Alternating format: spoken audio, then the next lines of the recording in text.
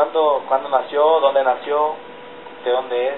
Bueno, Félix Rouillet o Lanier nació en un pueblo de la Auvernia. La Auvernia es una provincia central de Francia, es una zona montañosa, en un pequeño pueblo que se llama Mello. Nació el primogénito de Benedicto Félix, su padre, y María Luisa Olanier. Nació el 17 de diciembre de 1859. Sus padres eran recién casados, deciden echarse un compromiso de comprar lo que digamos aquí una hacienda y una propiedad que era una propiedad muy hermosa que todavía hoy conserva la familia Rouillet, muy cerca de un pueblo que se llama La Chaumette y cerca de Mello.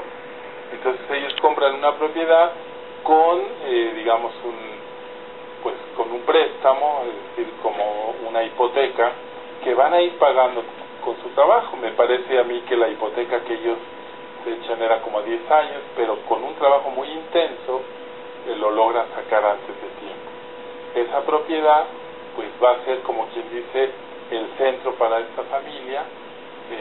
Benedicto y Luis van a tener 3 hijos.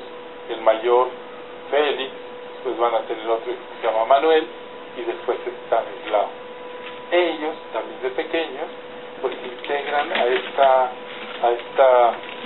vida campesina, pero la madre, que había tenido una buena formación en la escuela de monjas, va también a interesarse mucho en la formación académica de sus hijos. Entonces para ella era importante tanto la formación religiosa, por esta formación que ella había tenido, como la formación académica, y entonces hace que sus hijos salgan, digamos, a este mundo.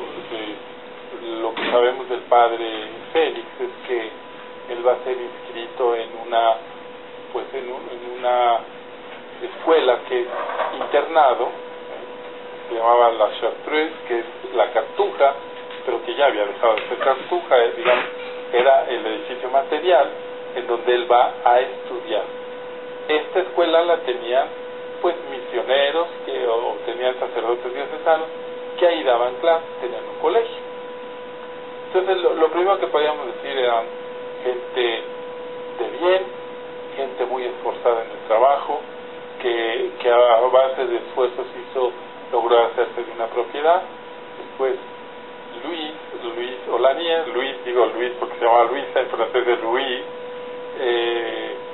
Ella pues también tiene como muchísimo interés en la formación espiritual de sus hijos.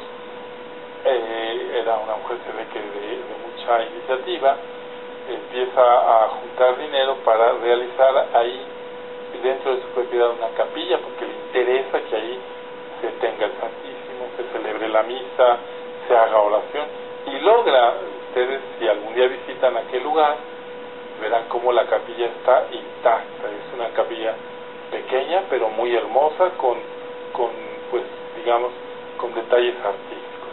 Y este fue el marco, digamos, familiar en el que se desarrolló nuestro fundador, el padre Félix. Cuando va a la Cartuja y pues recibe la educación que todos los chicos recibían, pero yo creo que esta es una parte importante de su vida.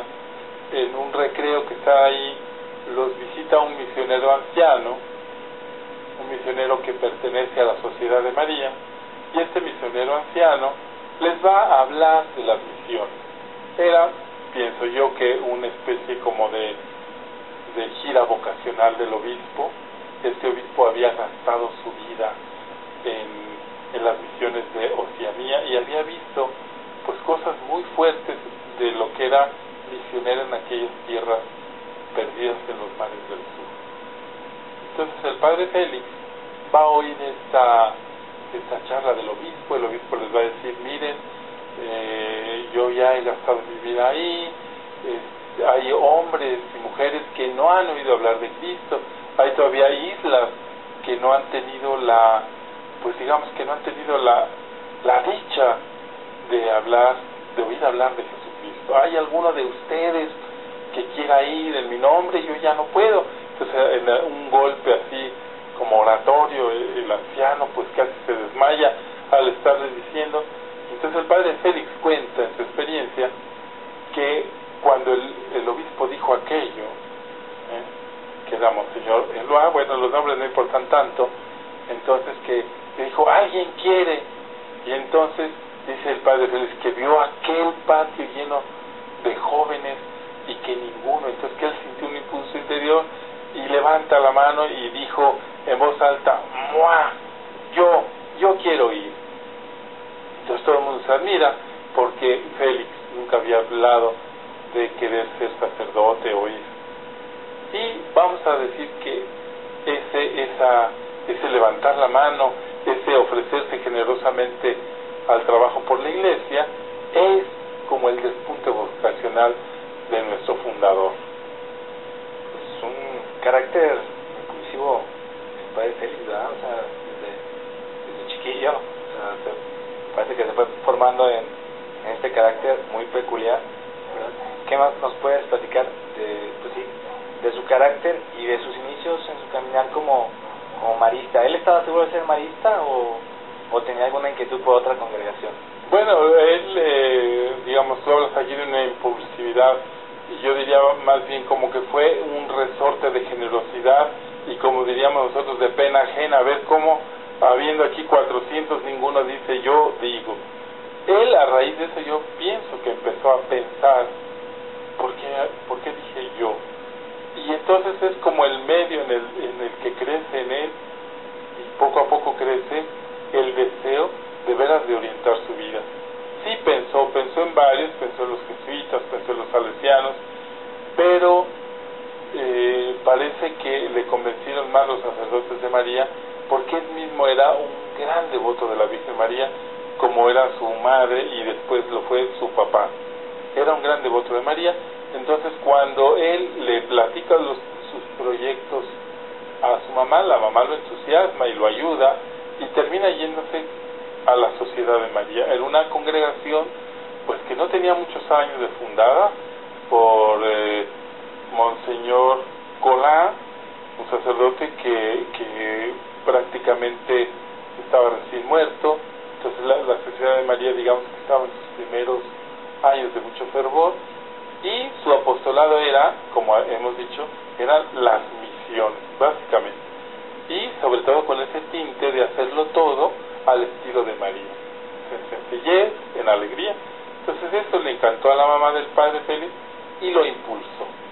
Entonces él va a hacer su formación con los maristas, y apenas entrando tuvo una terrible enfermedad que él narra en su autobiografía.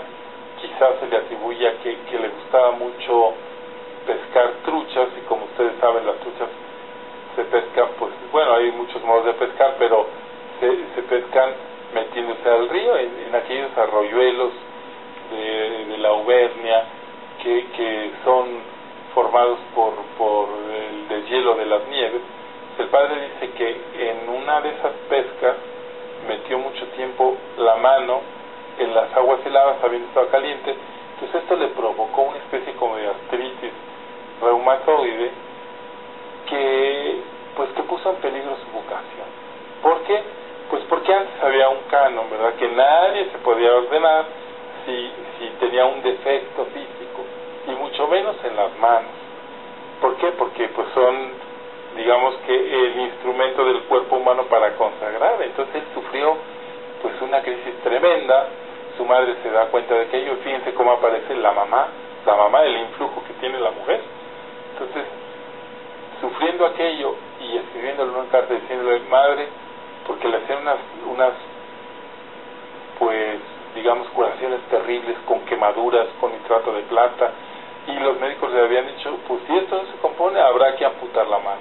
Entonces tú imagínate la angustia. Entonces la mamá, que era miembro de los cooperadores salesianos, es decir, de hombres y mujeres que buscaban donativos para ayudar a la obra de Don Bosco, que todavía vivía, que